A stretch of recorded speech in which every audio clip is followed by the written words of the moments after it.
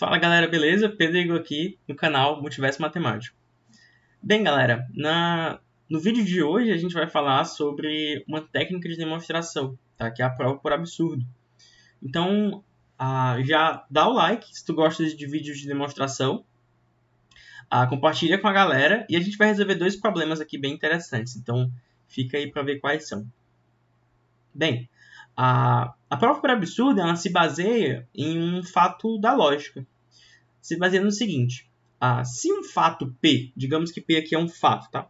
Se o fato P é verdade, um fato que é verdade, ele só implica fatos verdadeiros. Então, se P é verdade e P implica Q, quer dizer que Q é verdade também. Já quando P é um fato falso, a gente não consegue afirmar muito sobre o fato Q. Se um fato é implicado de um fato que é falso, ele pode ser verdadeiro ou falso. Tá? Então, aqui se você achava que fato falso, né, só gera fato falso, cuidado. Né? Fatos falsos pode gerar fatos verdadeiros sim, mas em algum momento ele pode vir a gerar um fato falso. Tá? Mas por que isso gera um método de solução, um método de prova? Né? Vamos ver exemplo aqui. Ó. Por exemplo, prove que existem infinitos primos. Essa prova por demonstração eu acho bem elegante. Existem várias e várias provas por absurdo, desculpa. Existem várias e várias formas de demonstrar que existem infinitos primos. Só que eu acho que essa que eu vou mostrar talvez seja, pelo menos a que eu mais gosto, mas ela é mais curtinha. Que é o seguinte: técnica de absurdo, né? Você tem que começar supondo um fato que você acha que ele é falso. Supondo um fato que você quer provar que ele é falso. Tá? Então, eu vou falar o seguinte. Suponha, vou colocar de azul aqui. Suponha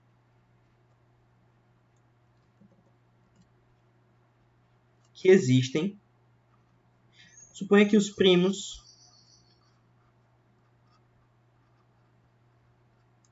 são finitos. E são eles...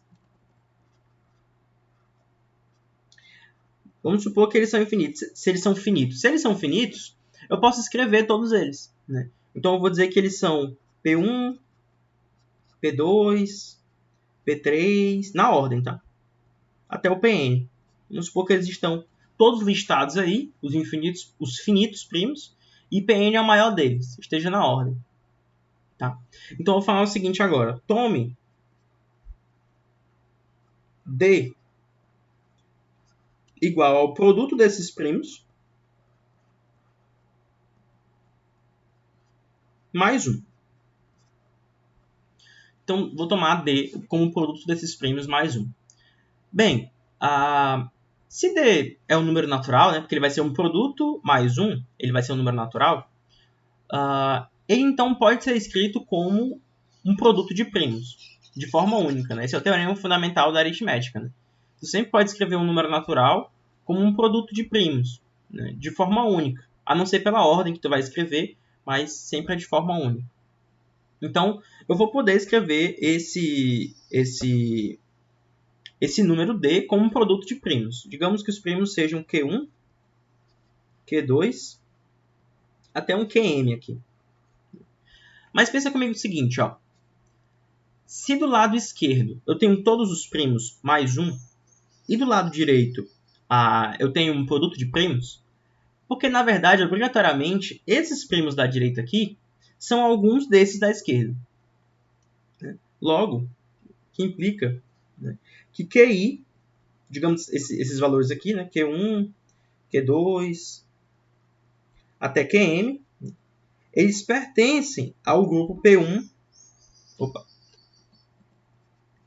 P1, P2 e até PM. Por que eles pertencem? Porque eu assumi que os primos são finitos. E P1, P2, P3 até Pn são todos eles. Né? Então perceba que eu estou tendo eu estou implicando várias coisas. Né? A minha implicação agora é que esses Qs aqui pertencem a esses caras aqui. Então, digamos digamos que eu tenha um desses Qs, QJ, que ele é igual a um PI. Eu peguei um desses Qs, que é um QJ, diz que ele é igual a um PI. Algum deles vai ser. Já que eles pertencem, né? Então, eu vou falar o seguinte, ó. Logo, P1, P2, até Pn, mais 1, vai ser igual a... Eu vou pegar esse PI, vai ser igual a PI, vezes o produto dos Qs. Né? O produto que resta, Q1 até Qn. Logo, pensa comigo. Se esse número da esquerda é o produto de PI vezes esse outro, que está no parêntese, entre parênteses, significa que PI tem que dividir o número da esquerda. Ou seja, implica que P1 vezes P2 vezes Pn mais 1 dividido por PI pertence aos naturais. Só que esse PI, ele divide esse primeiro número aqui. Como é que eu posso afirmar que ele divide? Poxa, porque o PI está aqui dentro em algum lugar, né? O PI está aqui dentro em algum lugar, porque essa lista é de todos os primos. O que implicaria que 1 sobre PI pertence aos naturais. Então, finalmente, eu cheguei em um fato meio esquisito, né? Eu cheguei num fato que é 1 sobre um primo, que é um número maior do que 1, pertence aos naturais. Então, esse é um fato claramente falso. Então, aqui a gente pode escrever que a gente chegou em um absurdo. Quando a gente chega em um absurdo, a gente tem que refletir qual foi o momento que a gente usou um fato que gerou um absurdo. Por isso é tão importante no começo de uma prova por absurdo, você colocar esse suponha. Então aqui qual foi o fato, né? As coisas começaram a dar errado. Foi o suponha que os primos são finitos. Eu comecei supondo que os primos são finitos, que é um fato que eu não sei se é verdadeiro ou falso, e cheguei em um fato falso. Aí você lembra, um fato que é verdadeiro sempre gera fato verdadeiro. Se esse fato gerou um fato falso, né, significa que ele obrigatoriamente é falso. Então, na verdade, esse fato é falso. Né? Logo, a gente pode escrever o seguinte. O que implica que os primos são infinitos.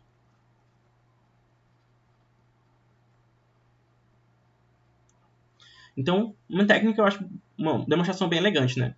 Que os primos são infinitos. Bem, vamos para outro problema.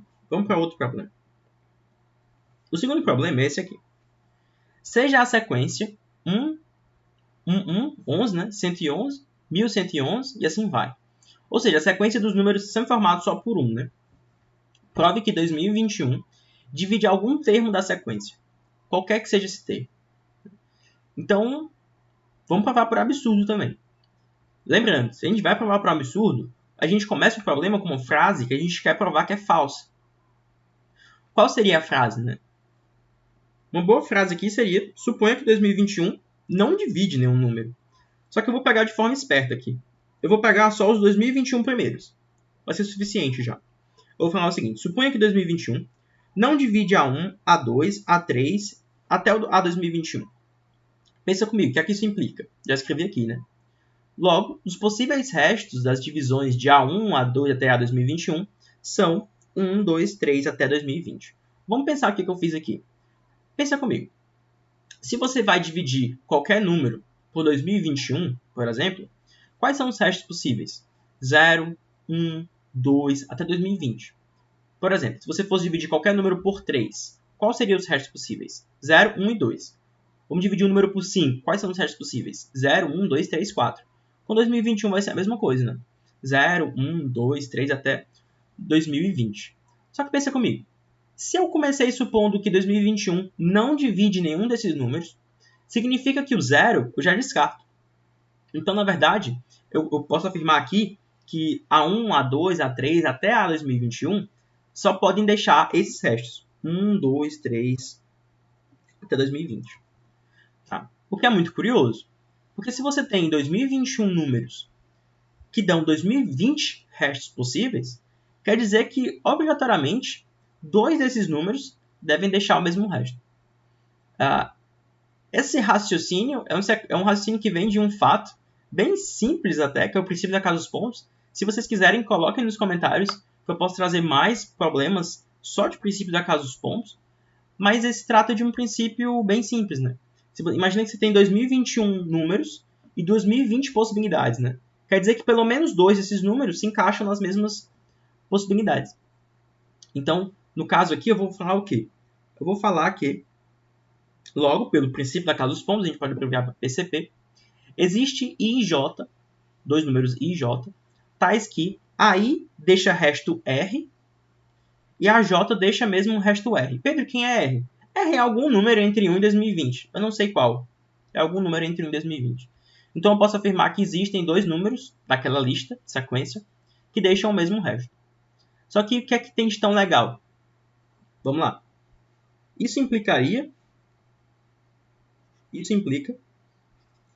que a I menos a J, digamos que o AI seja o maior deles, tá? Vou colocar que o I é maior que o J. Vou colocar assim, 2021 é maior ou igual a I, que é maior que J, que é maior ou igual a 1. Tá? Para ficar claro que está naquela sequência, né? Para ficar claro que está naquela sequência. Então, quando a gente pega a diferença, o R vai embora. O R vai embora. E sobra o quê? Sobra 2021 vezes QI menos QJ. Tá, Pedro, o que é que tem de tão interessante? Esse QI e QJ são os quocientes, tá? A gente não interessa pra gente aqui. Mas o que é que tem de tão interessante nisso? O que tem de tão interessante é o seguinte. Olha para esse número. AI menos AJ. Que número é esse? AI é o número 1 I vezes menos AJ, que é o número 1 J vezes. Tradução, quando você pegar a diferença, esse número vai ser o seguinte. 1, 1, 1, 1. Quantas vezes? Né? I menos J vezes. E depois ele vai ser vezes 10 elevado a J. Né? Vai ter J zeros atrás dele. Igual a 2021 vezes o inteiro Q. Não importa nem quem é. Vezes o inteiro Q. Só que pensa comigo. Que número é esse, pessoal? I menos J vezes. Esse número, eu posso afirmar que ele é o A I menos J. Ou seja, ele está naquela sequência. Ele está naquela sequência e é um número menor que 2020, né? A e J, I menos J é menor que 2020. Então, eu encontrei aqui que 2021 divide a I menos J. Opa, peraí que escapou aqui da Facecam. Vou colocar aqui. Eu encontrei que 2021 divide a I menos J. Então, eu cheguei em um fato claramente falso com o que eu comecei supondo. Né? Eu cheguei numa contradição. O que é que eu comecei supondo? Eu comecei falando que suponha que 2021 não divide nenhum desses termos. E eu acabei chegando que ele divide. Então, eu cheguei em um absurdo. Então, eu posso escrever aqui, absurdo. A gente abrevia para ABS. Absurdo. Logo, o que é que isso implica? Isso implica que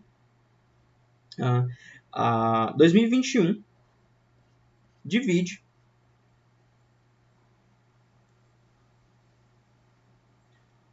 algum dos termos entre A1, A2, A3 até a 2021. Então, eu comecei supondo que não divide, cheguei em um fato falso. Se esse fato é falso, significa que algum fato antes dele era falso. No caso aqui, foi aquela suposição que eu fiz. Beleza, pessoal? Então, se gostou dessa técnica de demonstração, para somar com as que eu já tinha feito aqui no canal, então dá um like, compartilha com a galera. Beleza? Até mais, pessoal!